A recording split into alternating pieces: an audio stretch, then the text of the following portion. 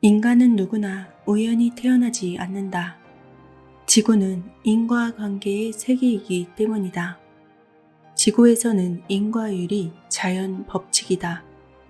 영혼이 물질계로 육체를 가지고 태어나는 것은 자기 삶의 목적과 더불어 다른 영혼이 이 세상에 태어난 목적 또한 잘 이해하고 서로 돕기 위해서이다. 안녕하세요. 터칭소울입니다. 전생이나 후생이라는 단어를 말할 때면 조심스럽습니다. 어떻게 듣는지에 따라서 많은 오해를 불러일으킬 수 있기 때문입니다. 안 좋은 일이 일어나거나 열심히 사는데도 자꾸만 삶이 힘겨운 것이 다 전생이 원인이 될 수 있다고 말하면 기억도 못하는 전생 때문에 지금을 힘들게만 살아야 한다는 것이 억울하기도 하고 쉽게 받아들여지기 힘들기 때문입니다. 잘못 받아들일 경우 내가 전생에 무슨 죄를 져서 이렇게 살고 있지? 이렇게 전생 탓만 하면서 지금의 삶을 더 힘겹게 바라볼 수 있기 때문입니다.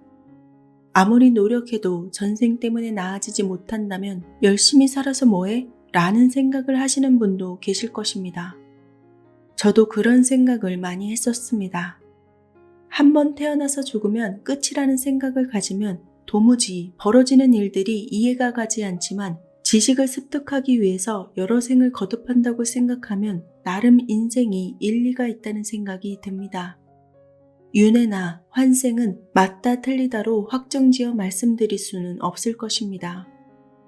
하지만 여러분의 삶에 도움이 될 수 있다면 지금보다 조금은 마음을 열어둘 필요가 있다고 생각합니다. 여러 생이 존재한다는 것은 내가 왜 이 세상에 태어나서 살아가야 하는가에 대한 근본 이치를 깨닫기 위한 것입니다. 윤회와 환생의 사이클에 따라서 현생에 태어난 영혼은 저마다 스스로가 세운 영적 계획과 약속을 가지고 태어난다고 합니다. 우리가 살아가고 있는 삶의 전개가 결코 우연히 시작되지 않았다는 말입니다. 이전 생에서의 카르마가 현생으로 이어지고 그에 따라서 여러 가지 상황들이 만들어진다고 합니다. 그러한 상황들 역시 자신의 영혼 스스로가 세운 계획에 따라 벌어진다고 하는데요. 그러한 계획들의 가장 첫 단계는 부모를 선택하는 것이라고 합니다. 내가 태어나서 맞이하게 될 부모가 어떠한 사람인지 이미 알고 시작한다는 것이죠. 물론 그렇게 약속과 계획을 세웠던 영혼이 새로운 자궁을 통해서 새로운 삶을 다시 맞이하게 되면 모든 기억은 사라진다고 합니다. 그것이 내 계획이었는지 모른다는 얘기죠. 나에게 닥치는 상황들이 내 계획이었었는지 잊어버린 채 태어난다는 것입니다. 다른 사람의 전생을 읽고 현생을 살아가는 지혜를 일러주는 전생 리딩가 박진현님은 말합니다. 우리의 영혼이 입고 살았던 육신이라는 옷을 삶이라는 정상적인 방법으로 세척하지 않는다면 그 작업은 윤회를 통해서 다시 반복될 것이다. 만약 우리가 모르는 차원의 누군가가 우리 영혼을 지구라는 세탁기에 넣어서 빨래를 한다고 가정해보면 그 존재는 깨끗하게 세척되지 못한 우리의 영혼이라는 빨랫감들을 모아서 다시 지상의 빨래터에 내놓을 것이다. 그래서 삶은 놀라운 반전의 기회와 같다. 더러워진 옷을 깨끗하게 할 수 있는 기막힌 찬스이다. 삶에 오염된 우리의 영혼과 육신을 깨끗하게 세척할 수 있는 천연세제는 바로 착한 의지로 행하는 선행일 것이다. 많은 의문점이 들거나 거부감이 들 수도 있습니다. 하지만 이 또한 삶의 본질을 이해하는 데 좋은 공부가 된다고 생각하시고 편안하게 들어봐 주시기 바랍니다. 박진현님의 진정한 나를 찾아가는 전생 리딩 이야기. 당신의 질문에 전생은 이렇게 대답합니다. 이 책의 내용을 일부 전해드립니다. 우리는 왜 죽어야 하는 것일까요? 죽으면 어디로 가는 걸까요? 죽음이 왜 그렇게 두려울까요? 우리는 태초 이래로 어디서 왔고 어디로 가고 있는지에 대한 의문을 가지고 태어났습니다. 인간에게 주어진 가장 큰 숙제입니다. 하지만 정작 우리가 해결할 수 있는 것은 아닙니다. 저는 그 숙제를 풀 수 있는 열쇠가 다른 차원의 질서와 연결되어 있다고 생각합니다. 윤회나 환생설에 의하면 인간은 누구나 몇십, 몇백, 몇천 번의 생을 살면서 수많은 죽음을 맞이하고 경험했을 것입니다. 그런데도 사람들은 왜 죽음에 익숙하지 않을까요? 리딩은 이렇게 말합니다.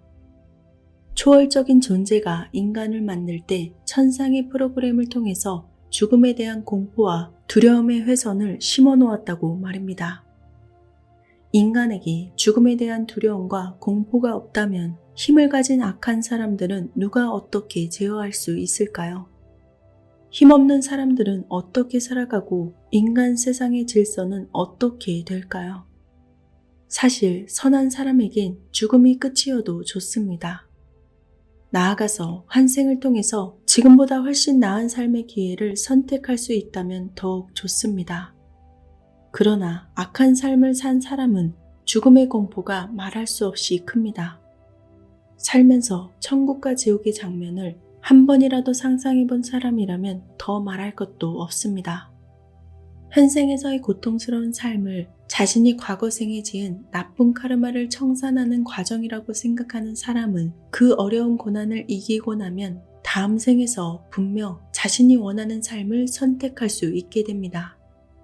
이번 생이 한 번뿐이고 그 생이 불행과 절망뿐이라면, 그리고 다시 이 세상에 태어나지 않는다면 스스로 자신의 삶을 포기하는 사람이 줄을 이을 것입니다.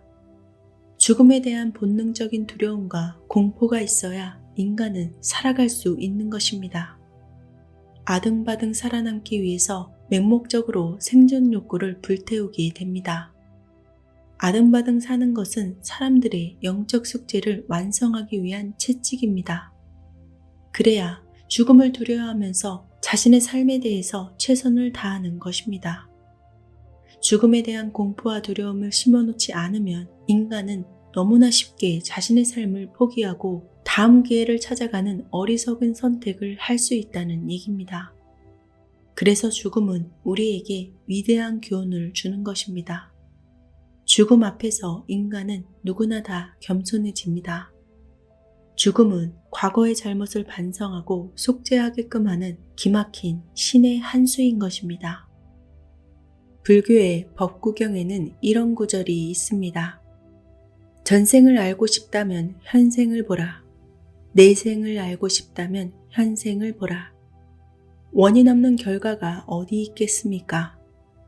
만약 여러분 중에 자신의 삶이 고단하고 불행하다고 느끼는 사람이 있다면 자기 내면에 깔려있는 어둠을 밝히기 위해 마음의 등불을 켜야 합니다. 그러나 그 심지를 밝히는 등잔의 기름은 선행의 공덕으로만 만들 수가 있습니다. 사회와 이웃을 위한 선행을 통해서만 기름을 채울 수 있다는 말입니다. 어느 생에서든 선행을 많이 쌓은 사람은 필히 그에 대한 보상을 받습니다. 사람들은 이렇게 묻습니다. 자신이 지은 전생의 나쁜 카르마로 인해서 오라장이 어두워진 사람은 어떻게 해야 하나요? 자신의 영혼을 정화시키기 위해서 영적으로 개선할 방법은 없을까요? 여기에는 지속적인 명상과 자기 이해가 필수적으로 따라야 합니다. 그리고 잘못에 대한 깊은 반성과 참회의 기도를 해야 합니다. 사람들은 이렇게 되묻습니다. 내가 도대체 무엇을 잘못했는지 알아야 무릎을 꿇고 반성을 하든지 참회를 하든지 하죠. 그렇습니다. 솔직히 우리는 그 물음에 대한 답을 모릅니다. 사실 우리가 전생에 지은 잘못을 어떻게 과학적인 잣대를 가지고 명쾌하게 설명할 수 있겠습니까? 전생 리딩을 하다 보면 풍족하고 여유롭게 사는 사람들의 전생은 뭔가 다릅니다.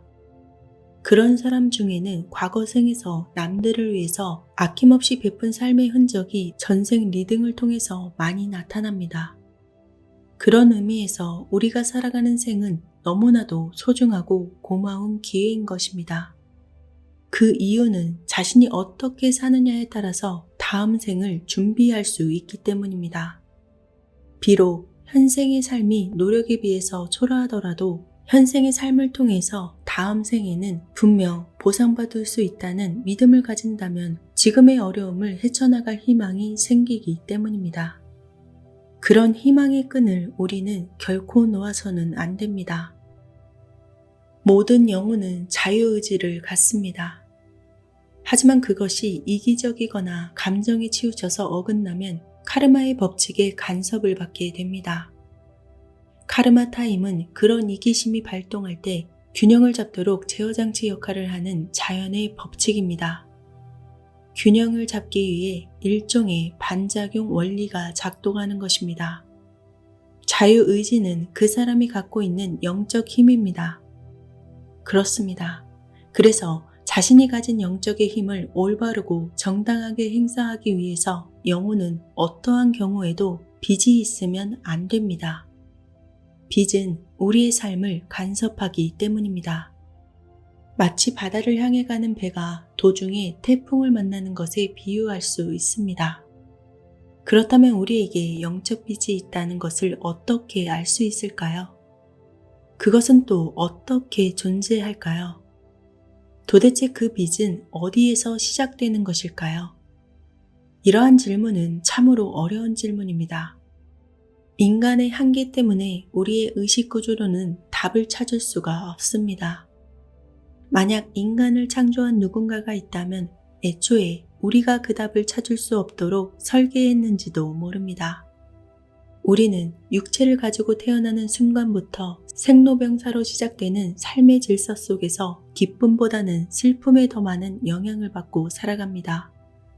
우리의 의식은 행운보다는 불운에 더 잘 견디도록 만들어져 있다고 저는 생각합니다. 우리의 인체 구조가 슬픔에 더 잘 적응하도록 되어 있다는 얘기입니다. 우리의 영혼도 행복과 편안함보다는 불행과 고단함 속에서 더욱 성장합니다. 마치 고된 훈련과 수많은 연습을 통해서 올림픽 금메달을 목에 거는 스포츠 선수처럼 말입니다. 우리는 살아가면서 어쩔 수 없이 맞닥뜨리는 고통을 원망하거나 두려워해서는 안 됩니다. 그것은 우리의 영적 자아가 스스로 계획하고 준비한 것이기 때문입니다. 육체는 영혼의 부분적인 투영체입니다. 만약 영혼이 어떤 상처를 가지고 태어났다면 육체의 삶을 통해서 치유받기를 원합니다. 우리가 가진 상위 자아는 육체라는 하위 자아의 삶을 통해서 정화되고 또한 상승합니다. 어쩌면 우리가 태어나는 것은 잃어버린 영적 균형을 찾기 위해서일지도 모릅니다.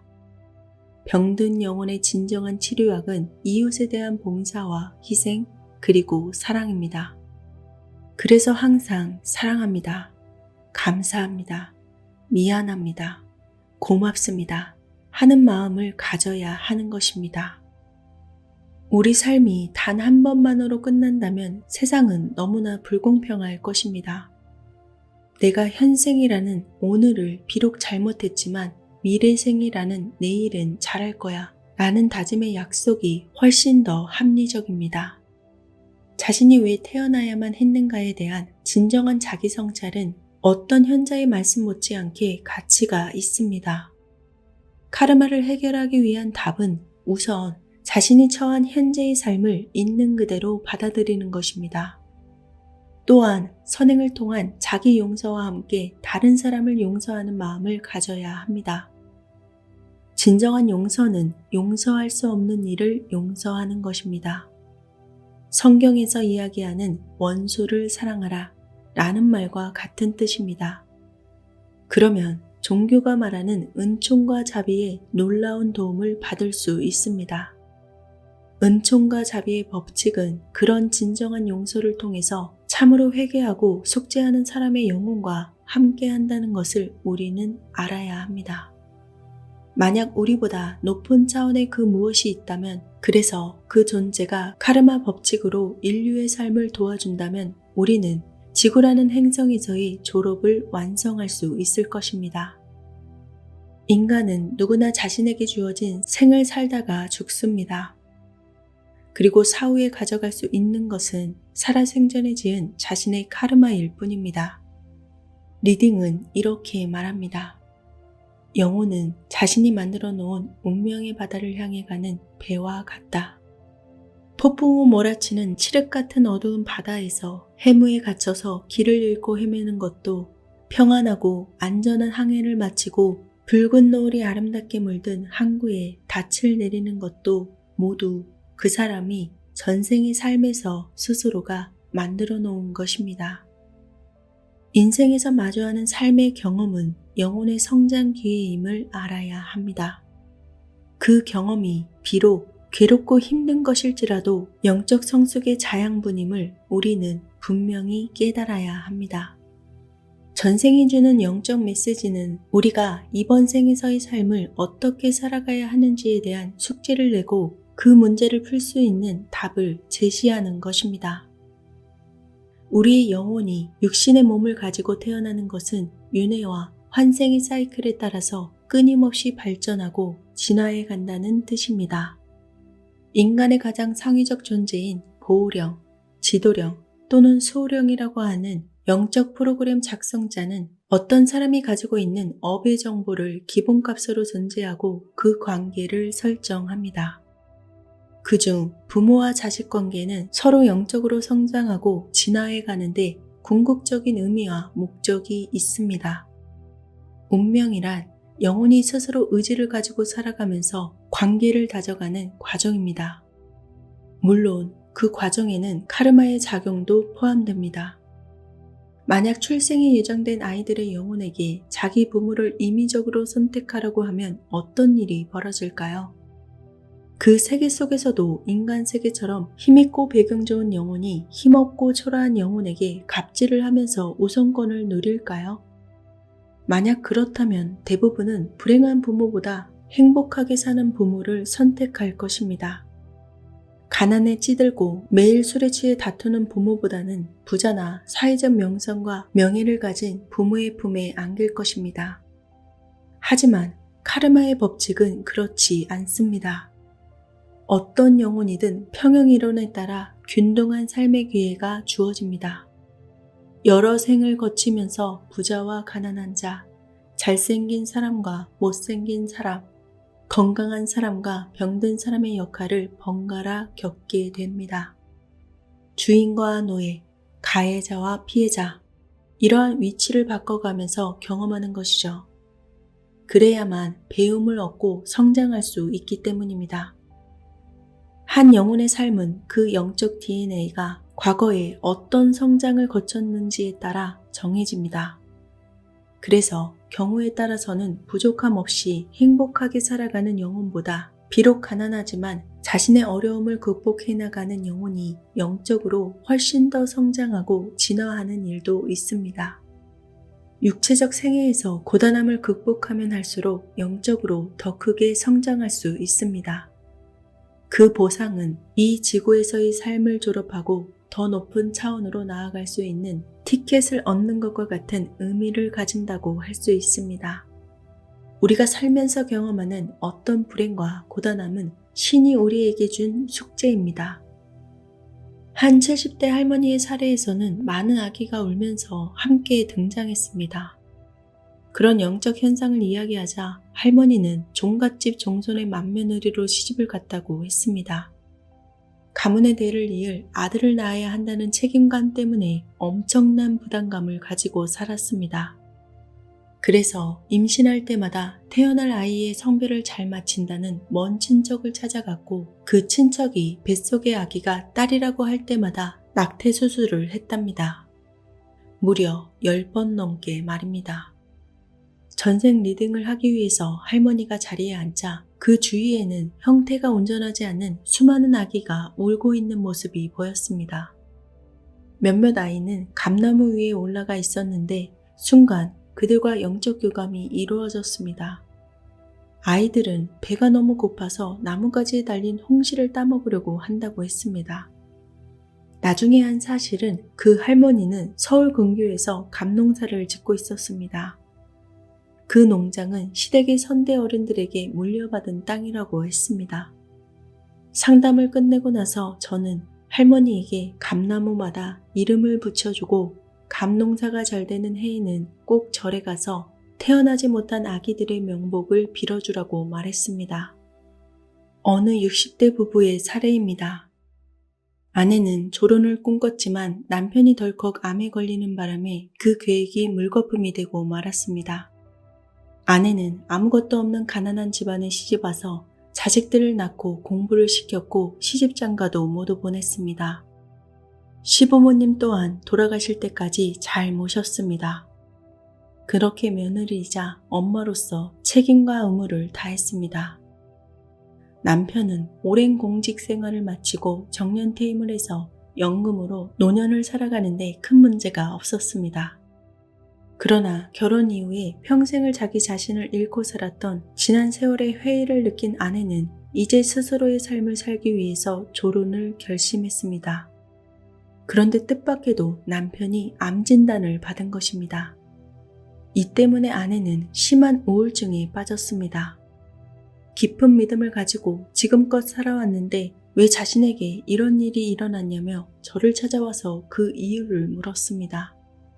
전생 리딩으로 살펴본 두 사람은 18세기 중엽 지금의 미얀마 부근인 소수 부족의 삶에서 인연이 있었습니다.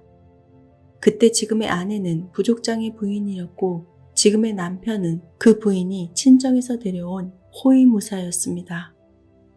호위무사는 대대로 부인 집안의 가신으로 삼았습니다. 당시 미얀마는 부족 간 영토 전쟁으로 혼란스러웠습니다. 그때의 시대적 관습은 상대 부족과의 전투에서 패하면 그 부족장의 부인은 정복자에 첩이되거나 죽임을 당했습니다.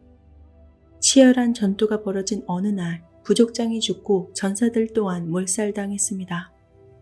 간신히 살아남은 부인은 호위무사와 함께 강을 건너서 간신히 몸을 피했습니다. 하지만 그녀는 피신하는 도중에 몸에 깊은 상처를 입었습니다.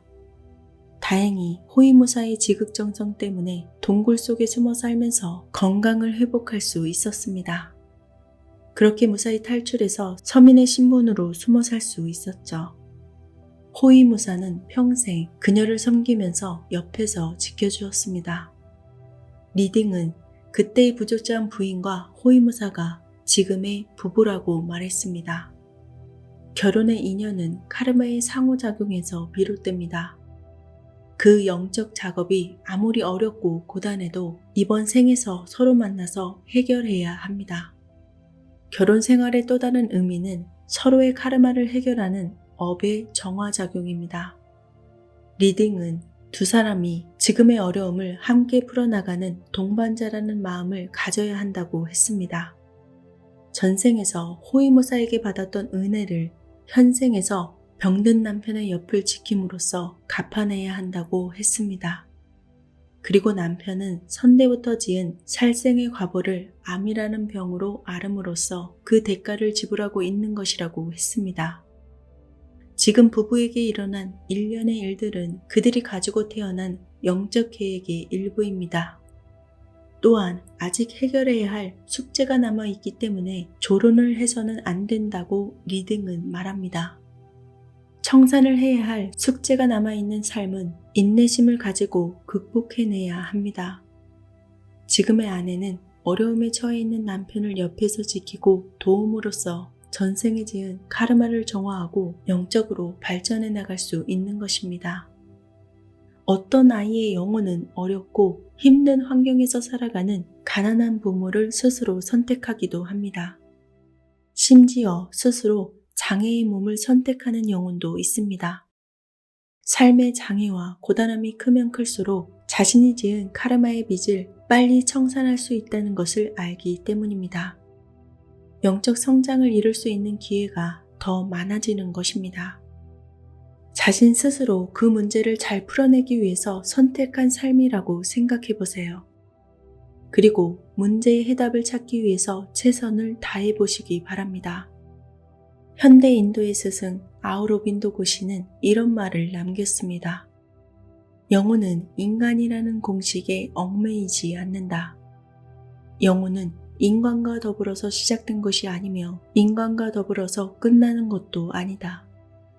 영혼에게는 인간이라는 존재보다 앞서 과거가 있으며 또한 인간을 초월하는 미래가 있다. 진화는 그 인간 삶의 범위를 훨씬 넘어서는 것이기 때문에 어떤 편견에 그 가치를 고정해서는 안 된다는 말입니다. 우리가 살아가면서 경험하는 힘들고 어려운 일이 우리 스스로가 계획하고 준비해온 것이란 사실을 알면 지금의 삶이 그렇게 불행하고 나쁘지만은 않을 것입니다. 이번 생이 윤회에 들지 않은 마지막 기회라고 생각하십시오. 올해가, 이번 달이, 오늘 하루가 해탈을 위한 마지막 날이라고 생각해 보는 겁니다. 우리는 삶의 인내를 통해서 언젠가 빛나는 보석이 될 수 있습니다. 두 손을 기도하듯이 모아 보십시오. 우리는 신과 하나인 것을 알 수 있습니다. 또한 부처님과 자신이 하나인 것을 알 수 있습니다.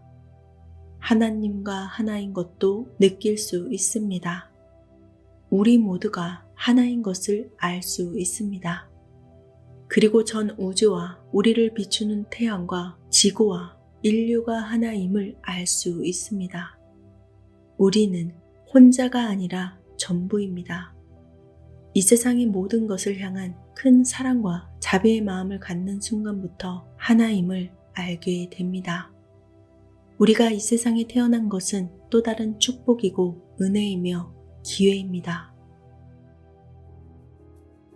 여러분은 어떤 기분이 드셨을까요? 여러분의 영혼은 어떤 삶을 살아가면서 자신에게 주어진 삶을 열심히 풀어나가고 있을까요? 아무리 힘들어도 죽으란 법은 없다 라는 말이 있습니다. 죽도록 힘들다고 말하지만 그 고통은 살기 위한 고통이지 죽기 위한 고통은 아닙니다. 살아내기 위해서 주어지는 일종의 가장 난이도가 높은 숙제라고 볼 수 있습니다. 태어나서 죽기 전까지 수많은 경험을 합니다. 우리는 이 세상에 무언가를 배우고 경험하기 위해서 태어난 존재들입니다. 그 안에는 분명 교훈들이 있고 우리 영혼이 우리에게 일러주고 싶은 메시지가 있을 것입니다. 하지만 우리는 삶을 살아가는 것도 버거워서 그러한 교훈들을 많이 놓치고 살아갑니다. 복습은커녕 이 숙제의 의미조차 파악하지 못하고 있는 것입니다. 거울을 볼 때마다 거울 앞에서 웃고 있는 자신을 마주해 보세요. 그리고 거울 속의 자신의 눈을 바라봅니다. 자신을 바라보고 느끼는 감정이 내 영혼이 느끼는 감정일 것입니다. 마음이 선하고 맑은 사람은 자신의 눈으로 함께 웃고 있는 영혼을 볼 수 있다고 합니다.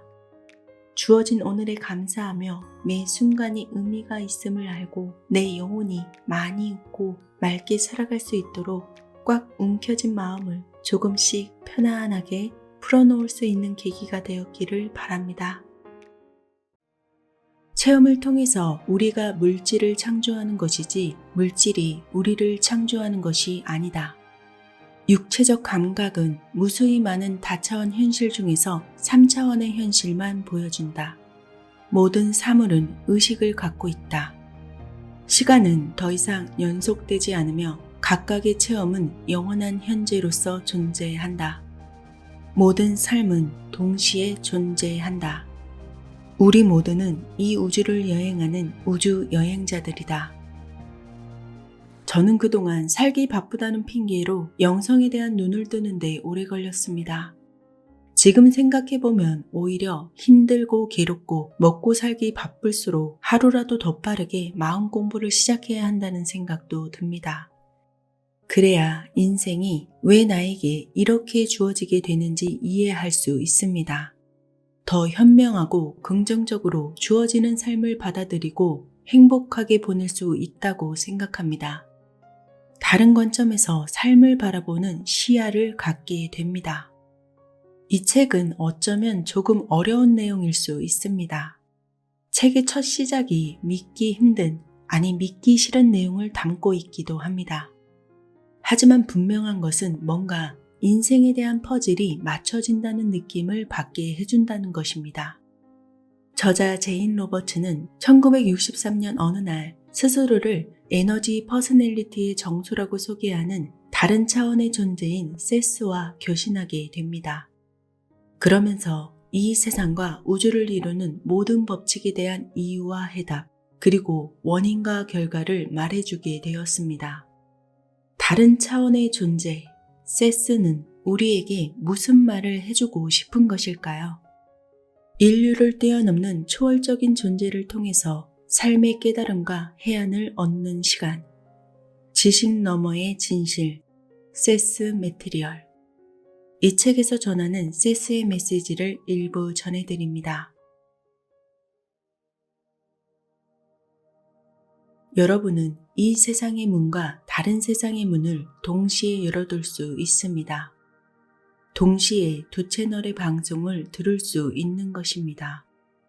물론 두 번째 채널에 집중하는 법을 공부하는 동안에는 첫 번째 채널의 음량을 줄여야만 합니다. 이것이 바로 진정한 의식분리라고 할 수 있죠. 세상에서 도피하기 위한 의식분리는 위험할 수 있습니다. 하지만 직관이 완고하고 오만한 에고를 부드럽게 풀어주면 잠재의식을 통해서 나와의 교신을 이루어낼 수 있습니다. 우리는 물질 세계 속에서 물질화되고 개인화된 에너지입니다. 에너지로 관념을 생각해내고 물질화하는 법, 즉 관념의 건축을 배우는 것이 우리의 목적입니다. 우리는 관념을 물질적으로 처리할 수 있도록 3차원의 사물로 투사시킵니다. 그러므로 모든 물질은 물질화된 생각입니다. 그 덕분에 생각하는 나와 생각의 차이점을 배우게 되는 것입니다. 나라는 존재는 자신의 창조를 통해서 자신의 정체성을 공부해 나갑니다. 관념을 물질적 현실로 변화시킴으로써 관념의 힘과 효과를 배우고 책임감 있게 창조 에너지를 사용하는 법을 배우는 것입니다. 각 개인은 육체적으로 표현하기 힘든 전체 자아의 일부분입니다.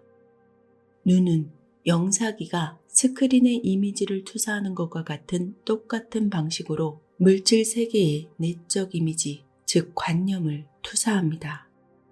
입은 말을, 귀는 소리를 각각 만들어내죠. 사람들이 이 원리를 잘 이해하지 못하는 까닭은 이미지와 소리를 자기 자신과 상관없이 존재하는 것으로 생각하기 때문입니다. 사실 감각은 관념을 물질로 표현하는 창조 수단입니다. 우리가 감각을 개발하는 이유는 이미 존재하는 세계를 인식하기 위해서가 아니라 이 세계를 창조하기 위해서입니다. 개인적인 삶은 존재의 꿈에 비유할 수 있습니다. 인간이 가진 수명은 존재 자체에 있어서는 찰나에 불과합니다. 존재는 여러분이 꿈을 생각하는 것과 똑같은 방식으로 그런 세월들을 생각합니다. 여러분이 꿈에 목적과 조직성을 부여하며 그로부터 통찰력과 만족을 얻어내듯이 존재는 퍼스널리티들에게 무한한 다양성과 기회를 제공합니다. 꿈이 여러분 자신의 파편이듯이 여러분은 각자가 속한 존재의 파편입니다. 여러분은 자신의 믿음과 기대에 따라서 자신의 현실을 창조합니다. 만약 여러분 자신의 세계가 마음에 들지 않는다면 자신이 기대하는 것들을 점검하십시오. 여러분의 모든 생각은 여러분의 자신을 통해서 물질적으로 나타나게 되어 있습니다. 사건은 결코 예정되어 있지 않습니다. 여러분은 매 순간 미래를 바꿀 수 있습니다. 여러분의 모든 행위가 다른 모든 행위를 바꿀 수 있습니다. 우리 모두는 창조자이며 이 세상은 합동 창조물입니다. 우리는 상황에 끌려다니지 않습니다. 우리 스스로 상황을 만들고 거기에 반응하는 것입니다. 여러분은 어린 시절의 환경이나 성장 배경에 좌우되지 않습니다. 그렇게 되리라고 믿지 않는 이상 말입니다. 우리는 숨을 쉬듯 자의식이 없는 상태에서 물질 우주를 만들고 있습니다.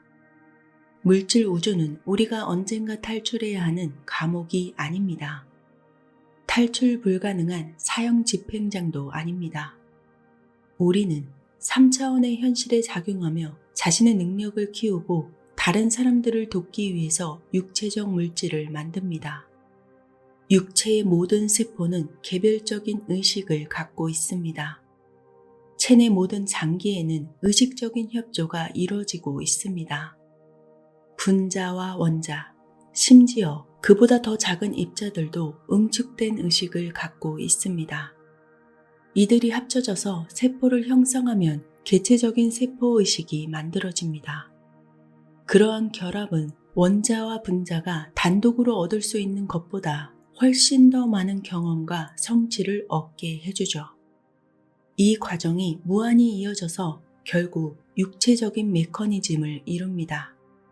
그러므로 아무리 작은 입자라도 나중에 수백만 배로 증폭될 개인성과 능력을 갖고 있습니다. 의식은 육체적 물질을 통해 3차원의 현실 안에서 사용 가능한 상태가 됩니다. 개인화된 에너지는 여러분의 영역에 들어오면 그 안에서 제 능력을 최대한 발휘할 수 있는 상태로 자신을 표현합니다. 에너지가 생기면 가소성 있는 형태로 물질이 창조되죠. 이러한 창조는 마치 빛이 끊임없이 이어지는 것과 같은 과정입니다. 여러분은 내면을 통해서 객관적인 세상을 조작할 수 있습니다.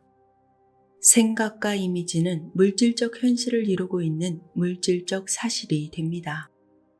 생각은 에너지입니다. 착상된 순간부터 물질적으로 자신을 만들기 시작하죠. 육체적 물질화는 원래의 생각이나 이미지가 얼마나 강렬하냐에 따라서 빨라지거나 느려집니다. 여러분의 육체적인 모습은 모두 여러분이 창조한 것입니다. 최초의 생각이나 이미지는 정신적인 상태로 존재하다가 정신적인 효소에 의해서 스파크를 일으키며 육체적으로 물질화됩니다. 물질적 환경은 여러분의 몸과 마찬가지로 여러분의 일부분입니다. 여러분이 손톱을 창조하듯이 여러분은 환경을 창조하며 아주 효과적으로 통제하고 있습니다. 여러분은 여러분의 주변 환경을 살펴봄으로써 자신의 내적 발전도를 분명하게 파악할 수 있습니다. 자신과는 별개로 존재하는 듯한 외부의 사물이나 사건은 실상 자신의 감정과 에너지, 정신적인 환경이 물질화된 결과입니다. 우리 모두는 윤회합니다. 모든 상황은 운명이 우리에게 떠안긴 것이 아니라 우리 스스로 선택한 것들입니다. 이 지구에서의 삶이 끝나면 다른 현실 세계에서 삶을 지속합니다. 이전에 자신이 선택한 삶의 조건을 만나게 됩니다. 자신의 필요와 능력에 맞게 제단된 환경과 도전을 만나게 되는 것입니다. 카르마는 발전을 위한 기회를 제공합니다. 개인이 카르마를 통해서 경험적인 이해의 폭을 넓히면서 무지의 틈을 줄이고 해야 할 일을 하게 되는 것입니다. 거기엔 언제나 자유의지가 개입됩니다. 자신에게 주어진 상황들이 모두 스스로 선택한 것이라고 하더라도 개개인은 해결책을 스스로 찾아야만 합니다. 일반적인 상황들은 깊은 내적 발전에 따라 설정될 뿐입니다. 애당초 문제들은 존재 자체가 자신의 일부분인 퍼스널리티를 위해서 설정해두는 도전 과제인 셈입니다. 하지만 결과는 해당되는 퍼스널리티가 지게 되는 것이죠. 그 퍼스널리티에게 주어지는 마지막 주요 걸림돌이 되기도 합니다. 내적 자아는 잠재의식과는 달리 쉽사리 접근하기 힘든 의식의 경계에 있습니다. 그런데 퍼스널리티가 비극적인 상황에 처할 경우 내적 자아는 빈번한 내적 커뮤니케이션을 통해서 다른 성공적인 역할들을 환기시킵니다. 그리고 다시 경험하게 함으로써 고통으로부터 벗어날 수 있게 해줍니다. 이런 경우엔 아주 생생한 꿈을 꾸게 됩니다. 왜냐하면 그러한 체험이 거대한 본질을 확신시켜주기 때문입니다. 성급하면서도 용감한 것이 이 존재의 특성입니다. 자잘한 어려움을 차례차례 겪는 것보다 한꺼번에 몰아쳐서 겪기를 희망하기도 하죠. 인내하며 참는 법을 배우기 위해서 그러한 삶이 동의한 것입니다. 내 영혼에 필요한 경험을 한 번의 생애에 압축해서 겪는 것입니다. 여러 생애가 걸렸을 문제들을 한꺼번에 깊이 탐구하고 대처하기 위함입니다. 오직 대담하고 용기 있는 인격체만이 그런 도전을 감행할 수 있는 것이죠. 윤회를 통해서 새로운 특징을 익히는 주체는 개인적인 에고와 잠재의식 뿐입니다. 자아의 다른 지층은 과거의 체험과 정체성, 그리고 지식을 계속 유지합니다. 에고는 그런 잠재의식적인 기억 덕분에 안정을 유지할 수 있는 것입니다. 자아의 깊숙한 지층에 다른 삶에서 얻은 경험들이 깔려있지 않았다면 에고는 다른 개인들과 관련 맺으며 응징력 있는 사회를 구성할 수 없었을 것입니다. 지식은 유전자를 통해서 생물학적으로 전달되지만 과거 생에서 얻은 지식이 육체적으로 물질화되는 과정이기도 합니다. 어느 날 갑자기 존재하기 시작하여 힘들게 최초의 경험을 쌓아가는 사람은 없습니다. 만일 여러분이 그렇게 살아왔다면 우리 모두 아직도 석기 시대를 면치 못했을 것입니다. 이 지구상에 다양한 에너지 파동과 윤회의 패턴들이 존재하는 까닭은 지금까지의 수많은 석기 시대마다 새로운 주체들이 육체적 삶의 최초 경험을 쌓고 진보하면서 지구를 바꿔왔기 때문입니다. 자아의 수많은 층들이 전체적인 자아 존재를 구성하듯이 수많은 존재들이 전체를 구성하고 있습니다. 여러분의 차원에선 사건들이 방 안에 질서정연하게 배치된 가구들과 같습니다. 방 안에 있을 때는 다양한 가구들, 그러니까 사건들 간의 길을 쉽게 찾을 수 있습니다. 하지만 그보다 큰 다른 방으로 옮기게 되었다고 가정해보세요. 거기서는 가구들을 색다르게 짜맞추고 정과는 다른 용도로 사용할 수도 있습니다. 가구들을 자신의 가슴에 담겨있는 내용에 따라서 어떤 형식으로든 재배치할 수 있죠. 새 집에 이사가면 갖고 간 가구들과 소유물들의 제자리를 찾아주듯이 현재 자신의 새로운 환경을 점검하게 되는 것입니다. 우리가 육체를 떠나게 되면 자신이 원했던 곳으로 갑니다. 여러분은 이미 평상시에도 각성의식이 수면 상태로 가라앉을 때 다른 차원을 여행하게 됩니다. 여러분은 이미 다른 차원들을 경험하고 있습니다. 지금도 여러분은 자신의 길을 준비하고 있습니다. 그래서 죽음 이후엔 자신이 미리 닦아놓은 길을 가는 것입니다. 개인에 따라서 다양한 훈련 기간을 거칩니다. 그곳에서 자리 잡기 위해선 현실의 본질을 제대로 이해해야 합니다. 물질적 현실 속에서 여러분은 자신의 사념이 바로 현실이며 스스로 현실을 창조한다는 사실을 배웁니다.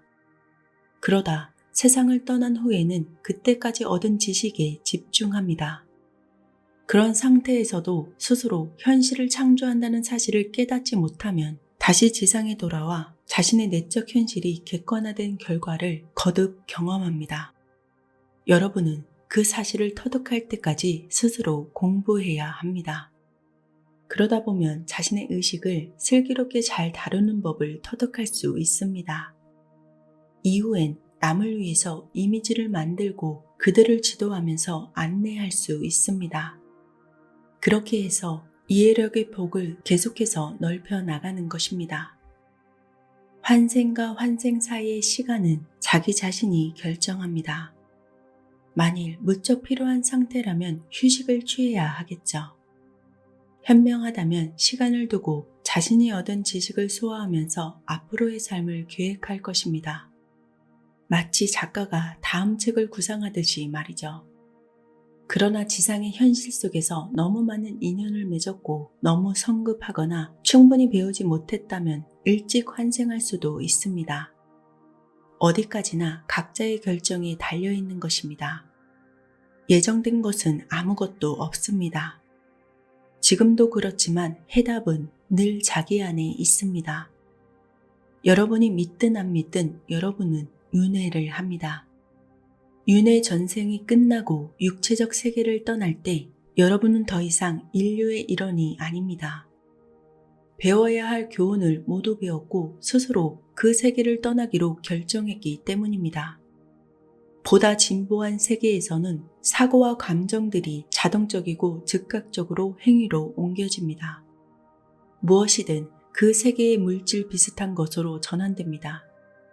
그러므로 그곳에서도 나름대로의 교훈을 배워야만 합니다. 우주의 모든 것은 동시에 존재합니다. 문장의 첫 번째 단어가 울려 퍼지는 사이에 마지막 단어도 이미 발성된 상태입니다.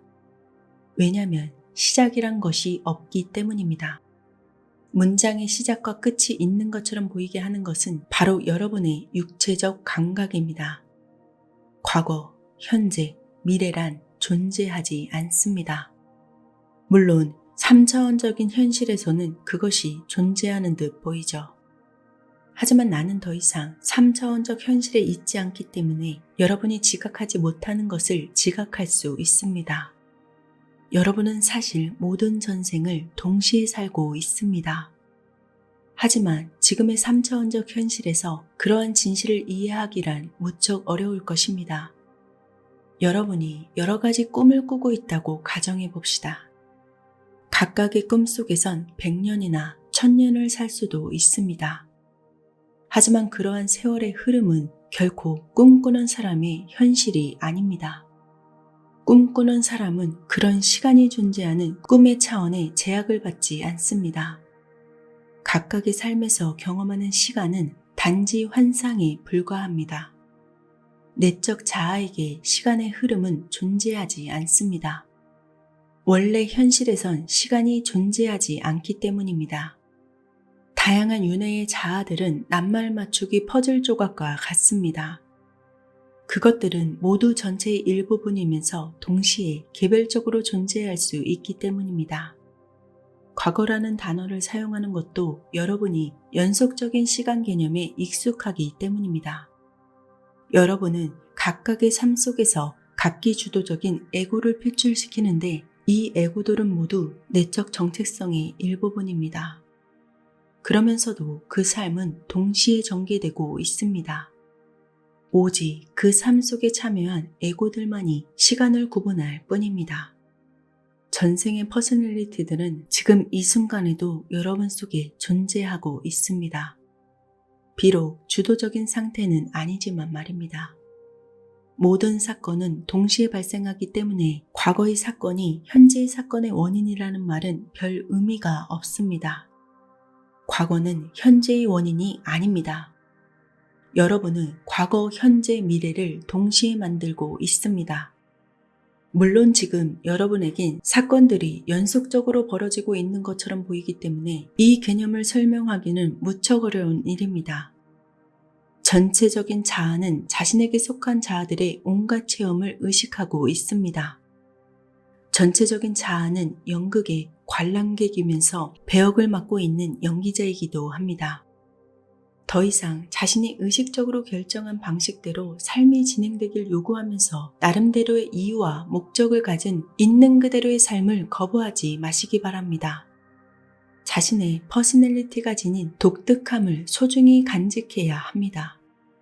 여러분은 자신의 목적이 존재하며 그것이 이루어질 것이며 현재 이루어지고 있다는 사실을 믿어야만 합니다. 자신이 나름대로의 목적과 의미를 갖고 있으며 그렇지 않았다면 아예 이 세상에 태어나지도 않았을 거란 믿음으로 살아가야 합니다. 퍼스널리티와 정체성은 육체적인 형상에 의존하지 않습니다. 여러분은 사실 육체라는 우주복을 입은 우주 여행자들입니다. 여러분 개개인은 지금도 다른 현실, 다른 차원에서 동시에 존재합니다. 자기 자신이라고 부르는 자아는 여러분의 전체적인 정체성의 일부분에 불과합니다. 여러분은 꿈속에서 자신의 다른 부분과 접촉하고 있습니다. 여러분의 에고가 물질적인 현실과 생존에만 초점을 맞추고 있기 때문에 내면의 목소리를 들을 수 없는 것입니다. 진정한 여러분 자신은 거울에 비춰지지 않는다는 사실을 깨달아야 합니다.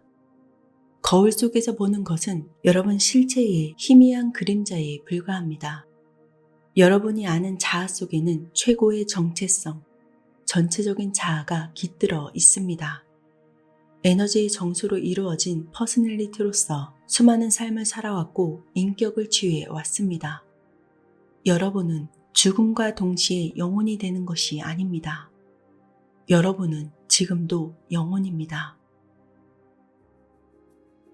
여러분의 생각은 어떠신가요? 담고 싶은 메시지가 많았지만 여기까지 담아보았습니다. 말이나 글은 읽는 사람의 성향에 따라서 달리 전달됩니다. 여러분이 직접 읽으신다면 다른 깨달음을 얻으실 수 있을 거라 생각됩니다. 저는 가끔 지금 살고 있는 이 세상이 신비롭게 느껴질 때가 있습니다. 죽고 싶고 죽을 것 같이 힘들었던 그 순간들을 어떻게 내가 극복할 수 있었지?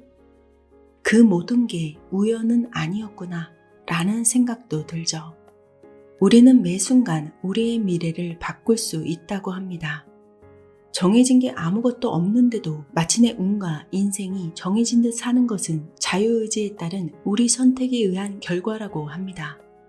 우리가 바꾸려고 한다면 얼마든지 바꿀 수 있다는 얘기입니다.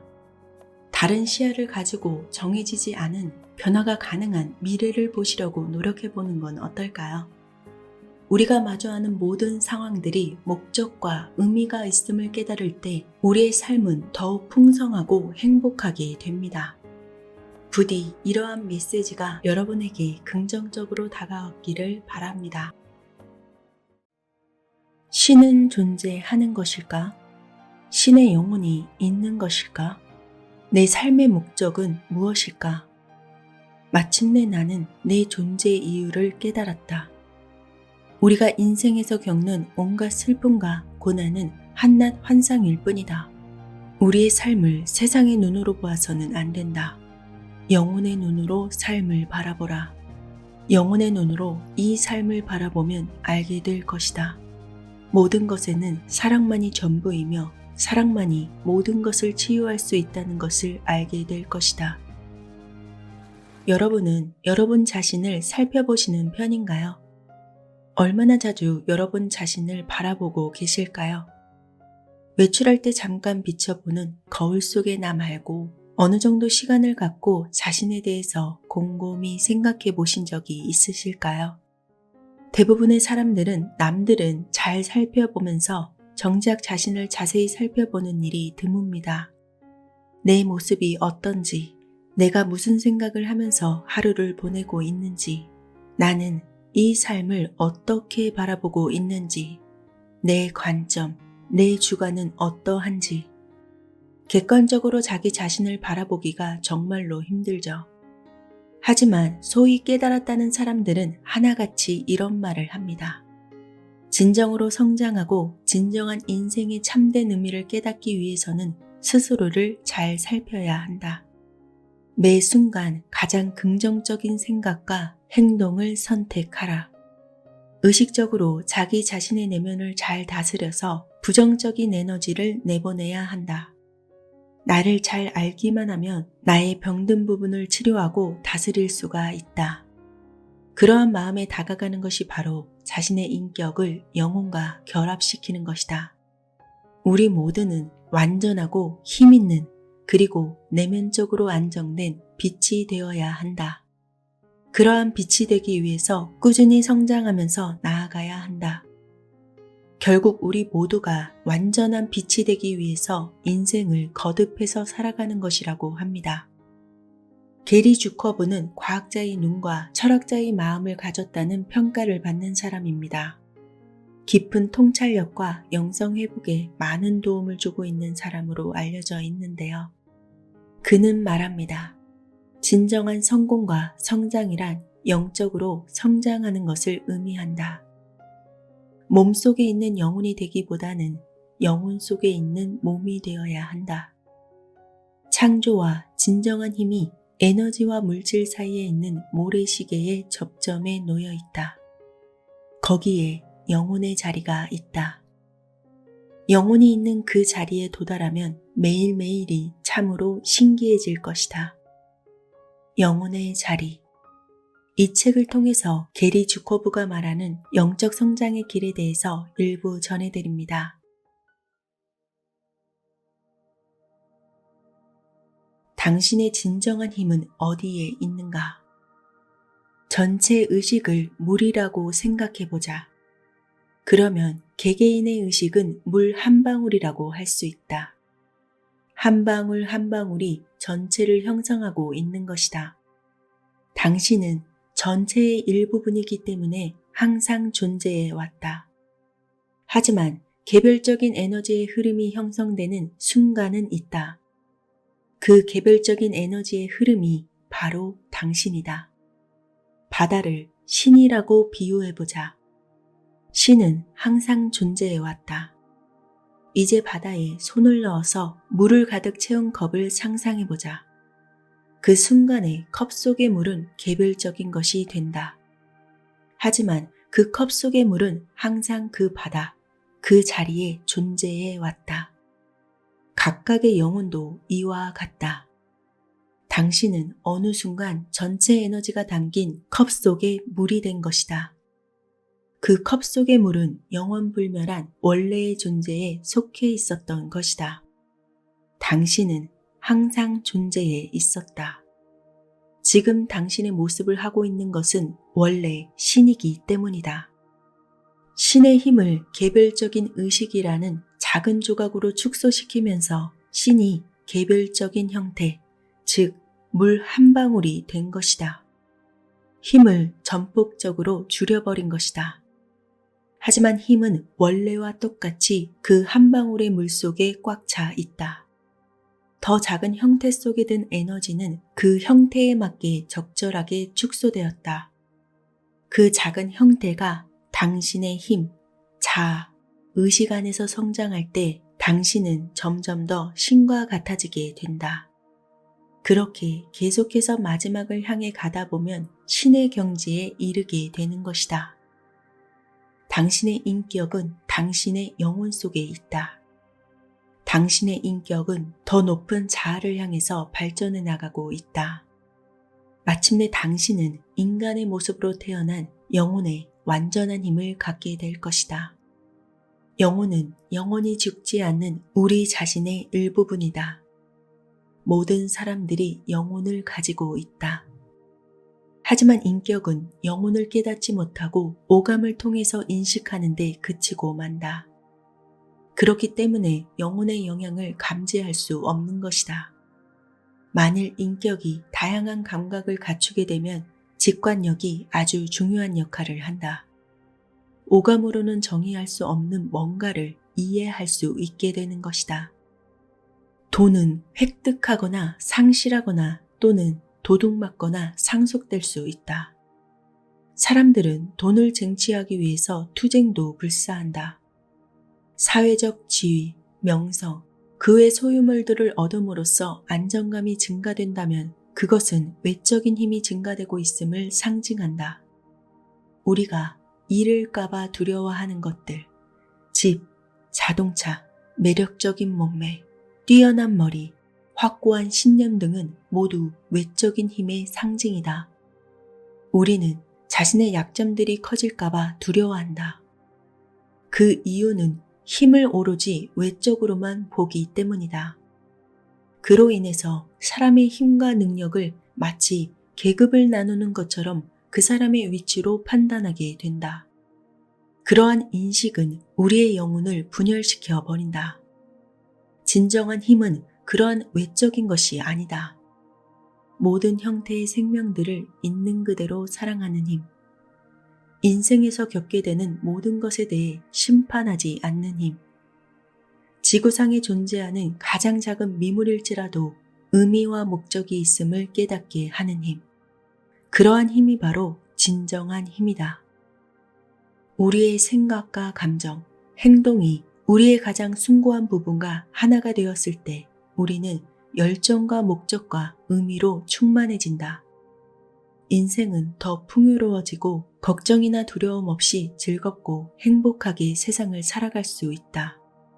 이것이야말로 진정한 힘을 경험하는 일이다. 진정한 힘은 우리 존재의 가장 깊은 근원에 그 뿌리를 두고 있다. 그것은 돈을 주고 살 수도 없으며 상속되거나 축적될 수도 없다.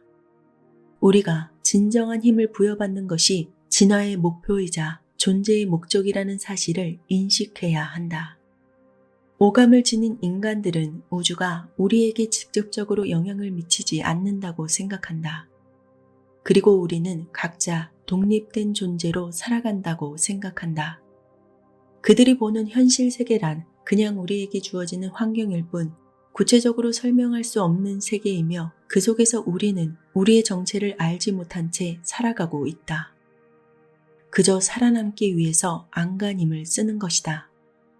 하지만 다양한 감각을 지닌 위대한 스승들은 우리가 개별적인 존재가 아니라고 말한다. 이 우주는 살아있으며 의식이 있고 지적 능력이 있고 인정이 넘치는 곳이라고 말한다. 이 현실 세계는 그 세계를 공유하고 있는 영혼들에 의해 함께 창조된 학습 환경이다. 그 안에서 벌어지는 모든 것들이 배울 만한 것들인 것이다. 깊은 이해는 보이지 않는 영역에서 시작된다. 이 세상에 태어나 살아가면서 우리는 스스로 내린 결정들과 행동들을 통해서 발전한다. 우리는 매 순간 자신의 경험이 될 의지를 선택했고 무엇에 주의를 집중할 것인지 선택했다. 무의식적으로 선택했다면 무의식적으로 진화할 것이고 의식적으로 선택했다면 의식적으로 진화할 것이다. 당신은 당신의 영혼이 만든 인연의 산물이다. 자기가 가지고 태어난 기질과 적성, 태도와 같은 특성들은 당신의 영혼이 학습하는 데 도움을 준다. 당신의 영혼이 에너지의 균형을 위한 교훈을 배우고 나면 지금까지 가졌던 특성들은 불필요해진다. 그런 특성들은 다른 특성들로 대체되는 과정을 통해서 성장을 거듭하게 되는 것이다. 예를 들어서 분노하게 되면 어떤 것도 배울 수 없게 됨을 깨닫게 되면서 분노는 사라진다. 그 다음부터 당신은 좀 더 성숙한 경험들을 하게 되는 것이다. 그러나 화를 내고 분노를 하면 어떤 결과를 만들게 되는지 죽을 때까지 깨닫지 못한다면 당신의 영혼은 계속해서 다른 생에서도 분노라는 교훈을 배워야 한다. 분노라는 교훈을 배운 다음에 당신의 인격과 비슷한 면들을 가진 다른 인격으로 다시 태어나게 되는 것이다. 그러니까 이 생에서 배우지 못한 교훈들은 그 다음 생으로 넘겨진다. 그때 영혼이 배워야 할 새로운 교훈들도 함께 넘겨진다. 그 인격이 만든 새로운 인연의 빛들도 함께 다음 생으로 넘겨지는 것이다. 물론 그 생에서 배운 교훈들도 다음 생으로 전해진다. 이렇게 해서 영혼은 계속해서 진화하는 것이다. 인격들은 시간이 지나면서 성숙해질 것이고 영혼은 끝없이 무한한 시간 속에서 진화한다. 당신의 의지들은 무의식적으로 당신의 현실을 만들어낸다. 그러므로 당신이 무엇을 의지하는지를 염두에 두어야 한다. 그것이 진정한 힘을 향해서 첫 발을 내딛는 일이다. 여러 경험들은 자기가 원인이란 것을 이해할 때까지 계속된다. 당신은 결국 조화와 사랑이라는 가장 높은 주파수의 흐름을 선택하는 쪽으로 마음을 움직이게 될 것이다. 결국 당신은 사랑이 모든 것을 치유한다는 것과 사랑이 전부라는 것을 이해하게 될 것이다. 이렇게 깨닫기까지 어쩌면 수많은 생들을 거쳐야 할지도 모른다. 하지만 결국 당신은 이루어낼 것이다. 이루지 못하는 것은 불가능하다. 왜냐하면 그것은 이루냐 못 이루냐의 문제가 아니라 그 시기가 언제냐가 문제이기 때문이다.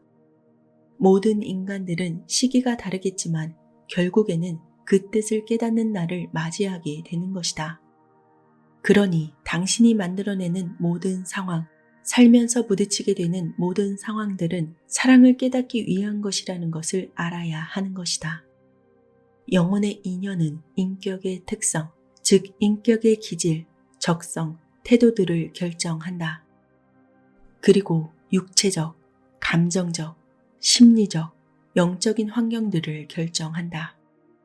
그 환경 속에서 하나의 인격이 태어난다. 이러한 인연의 법칙은 인격이 자기의 경험들을 어떻게 이해하며 어떤 의지로 자기의 현상을 만들어 가느냐에 영향을 미친다. 다시 말해서 의지는 현실을 창조하고 이 현실은 매 순간 에너지의 균형을 위해서 필요한 경험들을 영혼에게 제공하는 것이다. 지혜를 통해서 배울 것인지 의심과 두려움을 통해서 배울 것인지 둘 중 하나를 선택하게 한다. 이러한 의지들을 통해서 인격은 빛을 형성하게 된다. 빛은 인격을 통해서 인격의 성장과 영혼의 진화를 위해서 가장 적당한 조건을 갖춘 현실 속으로 들어간다. 인격이 스스로 만들어 온 경험을 통해서 어떻게 반응하냐에 따라서 더 많은 인연들이 탄생한다. 반응들은 의지를 나타내주는 표현이다. 반응들은 내가 다음에 어떤 경험들을 만들지를 결정한다. 그러한 경험들에 대해서 인격이 어떻게 반응하냐에 따라서 더 많은 인연들이 탄생하는 것이다. 그리고 영혼이 인격과 육체를 떠날 때까지 이 과정은 계속 반복된다. 생을 통해서 축적된 것들은 한 영혼이 자신의 고향으로 돌아갈 때 영혼의 스승들과 안내자들의 애정어린 도움으로 평가를 받는다. 그래서 앞으로 어떤 교훈을 배워야 하는지, 어떤 인연의 빚을 갚아야 하는지 깨닫게 된다. 인간의 몸으로 겪었던 경험들을 완전히 이해할 수 있도록 평가되며 풀리지 않았던 생의 수수께끼들이 풀리게 된다. 생의 경험들에 대한 원인과 이유가 밝혀지게 되는 것이다. 그런 경험이 영혼의 진화에 어떤 기여를 했는지, 함께 생을 겪었던 다른 영혼들의 진화에는 어떤 도움을 주었는지도 밝혀진다. 이런 과정을 통해서 에너지 균형을 이루고 교훈을 배워감으로써 영혼의 치유는 끝이 난다.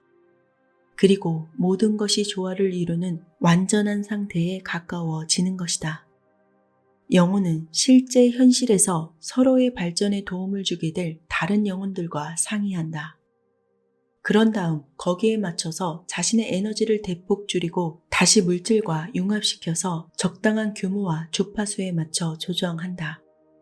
그렇게 해서 한 명의 인간으로 이 세상에 내보내지고 이 세상을 학교 삼아서 학습하기 시작한다. 그것으로 새로운 인간으로서의 진화 과정이 시작되는 것이다. 우리가 알고 있는 이 세상은 영혼의 의식이 아닌 인격의 의식으로 만들어진 공간이다. 세상 안에 있는 모든 것은 인격 에너지를 반영한다. 우리는 볼 수 있고 냄새 맡을 수 있고 만질 수 있고 들을 수 있고 맛볼 수 있다. 우리는 그것이 세상의 전부라고 믿는다. 우리가 한 행동의 결과에 대해서 책임이 없다고 믿는다. 또한 주어진 상황 속에서 어떤 영향도 받지 않고 독립적인 존재인 것처럼 행동한다. 우리는 외적인 힘을 얻기 위해서 안간힘을 쓰고 그러한 과정에 파괴적인 경쟁심이 발동한다. 그러나 영혼이 진화하면서 의식은 창조 사이클의 과정으로 유입된다. 그로 인해서 세상은 영혼의식 위에서 창조된다. 이 세상은 영혼의 가치와 인식과 경험들을 반영하는 것이다. 당신 영혼의 에너지가 의식을 통해서 현실로 들어오게 되면 신성한 의식이 물질과 융합한다. 실제로 우리가 살고 있는 이 세상은 무의식적인 의지들을 통해서 무의식적으로 창조되어 왔다. 모든 의지들은 당신이 의식을 하든 못하든 상관없이 에너지를 움직이게 한다. 그리고 매 순간 당신은 창조하고 있다. 당신이 말하는 낱말들은 각기 의식과 지성을 담고 있다. 따라서 모든 낱말들은 빛을 형성하는 의지이다. 의지들은 빛을 형성하고 움직이게 한다.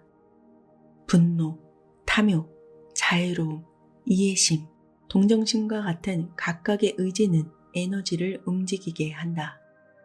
빛의 형태들을 움직이게 하는 것이다. 눈에 보이는 물질은 가장 진하고 굵은 빛의 단계이다. 눈에 보이는 현실은 죽어있거나 텅 빈 무대가 아닌 생명이 진화하는 곳이다. 눈에 보이지 않는 형태들과 더불어 눈에 보이는 형태들도 의식에 형성되어 온 빛이다. 어떤 형태들도 의식과 분리된 채 존재할 수 없다. 우주에 있는 모든 행성들은 적극적인 의식을 가지고 있다. 비록 우리가 그것을 의식으로 인정하지 않더라도 말이다. 우리가 사는 이 세상과 그 안에 존재하는 생물체들, 여러 가지 형태들은 모두 영적인 빛의 시스템이다. 각각 의식에 의해 형성되었다. 지구의 현실은 그 안에 살고 있는 사람들의 결정에 의해서 만들어졌다. 어떤 형태도 의식 없이는 존재하지 않듯이 우리가 생각하는 것, 사고도 의식에 의해 형성된 에너지 혹은 빛이다. 즉 의식에 의해서 빛과 빛의 형성체가 만들어지는 것이 바로 창조다. 에너지는 끊임없이 당신에게 쏟아져 내린다. 에너지는 머리부터 아래로 쏟아져 내리면서 몸 전체를 덮는다. 당신은 정적인 존재가 아니다. 매 순간 몸 전체에 흐르는 에너지를 일깨워주는 빛으로 된 역동적인 존재이다. 당신이 생각을 할 때마다, 의지를 가질 때마다 빛은 더욱더 강렬해진다. 몸 전체에 흘러내리는 빛은 우주의 에너지이다. 당신은 그 빛에 여러 가지 형태를 부여한다. 그 형태란 당신이 느끼는 것, 생각하는 것, 가치를 두는 것, 당신이 살아가는 그 방식이다. 그것들은 생각의 형태, 느낌의 형태, 행동의 형태, 인격의 형태로 나타난 시간적이고 공간적인 당신의 존재이다. 자기 의식을 바꾼다는 것은 몸 전체에 흘러내리는 빛의 형성 방식을 바꾸는 것이다. 부정적인 마음을 바꾸기로 마음먹고 의식적으로 자비로운 마음을 갖고자 노력했을 때에만 빛의 형성 방식이 바뀐다. 조급한 마음을 버리고 다른 사람의 욕구를 이해하도록 의식적으로 변화를 시도할 때 빛은 여러 형태의 생각과 감정, 행동을 만들게 되고 결국 당신이 겪어야 할 경험도 달라지게 되는 것이다. 인간의 모든 경험과 변화는 자신의 의지를 반영한다. 의지는 단순히 소망하는 데 그치는 것이 아닌 결심이 필요하다. 당신은 아직은 빛을 형성하는 길을 갈 만큼 강하지 못하다고 말할지도 모른다. 하지만 당신은 언젠가는 정면 대결해야만 한다. 결국 당신은 지혜로운 길을 택하게 될 것이다. 당신이 하루 혹은 일주일 혹은 7번 생이 지나는 동안 대결을 유보하고 싶다면 그래도 된다. 시간은 충분하다. 영적인 스승들에게는 시간이라는 개념이 없기 때문이다. 당신이 결국에는 택할 의식의 길을 아는 것은 지혜의 깊이에 달려 있다. 결국에 택하게 될 길이라면 왜 미루려고 하는가? 당신의 나머지 부분들이 그 길을 걸을 준비를 하고 있는 동안에도 지혜는 당신을 돕기 위해서 기다리고 있다. 그러나 그 길을 유보하기로 한 결정에 대해서 부끄러워할 필요까지는 없다. 우주는 어떤 것도 심판하지 않는다. 당신은 결국 진정한 힘을 부여받게 될 것이다. 용서와 겸손, 명확함과 사랑의 힘에 대해서 알게 될 것이다. 인간의 경험을 초월하여 진화할 것이다. 지구라는 학교를 초월해 진화하고 공간과 시간과 물질을 초월하여 진화할 것이다. 당신은 진화하지 않을 수 없다. 우주에 있는 모든 것이 진화한다. 문제는 당신이 진화할 때 어떤 방법으로 배우기를 선택하느냐이다. 이것은 언제나 당신이 선택해야 할 일이다.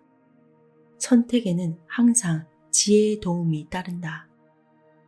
당신이 이승에서의 생을 마치고 돌아갈 때, 즉 당신이 지금 가진 인격과 육체를 떠나게 될 때 당신의 불완전함, 두려움, 분노, 질투는 이 세상에 남겨진다. 그런 것들은 영혼의 영역 내에 존재하지도 존재할 수도 없기 때문이다. 그런 것들은 인격의 경험들이고 시간과 물질의 경험들이다. 당신은 다시 한번 완전한 존재로서의 당신 속으로 들어가게 될 것이다. 그때 당신은 인생의 경험들을 애정어린 눈으로 바라보게 될 것이다. 자비로운 마음으로 그 모든 것들을 이해하게 될 것이다. 자신을 통제하는 것처럼 보였던 경험들까지도 그런 시각으로 보게 된다. 그 경험들이 어떤 목적을 이루고자 하는지, 자신이 배운 것이 무엇인지 깨닫게 된다. 또한 당신은 이런 것들을 당신의 다음 생으로 전달할 것이다. 당신이 겪고 있는 인연들은 당신의 무의식적인 의지들이 만들어낸 경험에 의한 학습을 선택한 것이나 다름없다. 다시 말해서 당신은 지금 겪고 있는 두려움과 의심을 통해서 지혜를 배우기로 선택했다. 이러한 상황과 맞서 싸우고 완전함을 추구하기로 결심했다면 당신은 지혜를 통해서 배우기로 선택한 것이다. 이것은 당신의 인격의 인식과 에너지를 영혼과 결합시키기로 선택했다는 말이다. 그리고 당신 영혼이 만들고 싶어하는 현실을 실제 세상에서 만들기로 선택한 것이다. 당신의 영혼이 당신에게 다가갈 수 있게 허락한 것이며 당신의 세계를 신성하게 만들기로 결심한 것이다. 당신이 심오한 투쟁을 할 때 당신은 가장 높은 목표를 향해 나아가는 것이다. 당신이 내부의 가장 깊숙한 곳에 흐르고 있는 부정적인 성향들을 밝히고 치유하고 떨쳐버릴 때 영혼의 에너지는 현실에서 부딪히는 경험들과 사건들 속으로 직접 들어가게 된다. 그럼으로써 이승에서 해야 할 임무를 방해받지 않고 이루어낼 수 있다. 이것이 진화이다.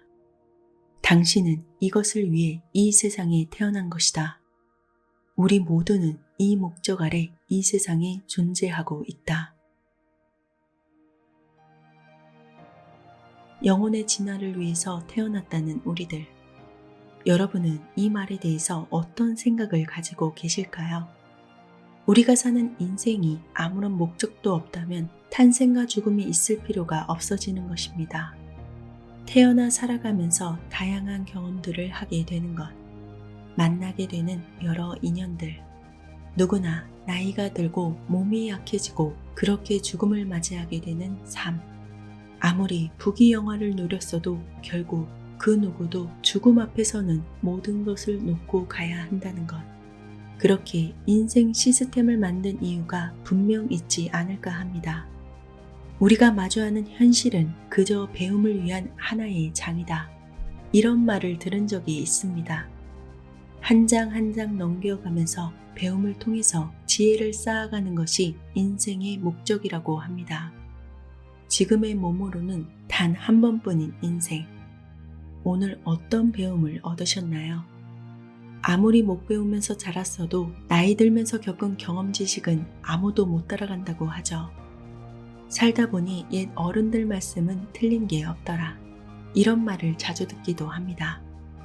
그만큼 우리는 인생에서 배우는 것이 많습니다. 이 세상을 넓게 보시면 어떨까 합니다. 넓게 이 세상을 바라보고 하루가 아니라 한 생을 바라보면 지금 겪고 있는 고통과 불안은 아주 사소한 게 됩니다. 부정적인 사소한 것에 너무 에너지를 쏟지 말고 우리에게 밝은 빛, 긍정의 에너지가 충만될 수 있도록 마음을 넓혀보는 계기가 되셨기를 바라봅니다. 감사합니다.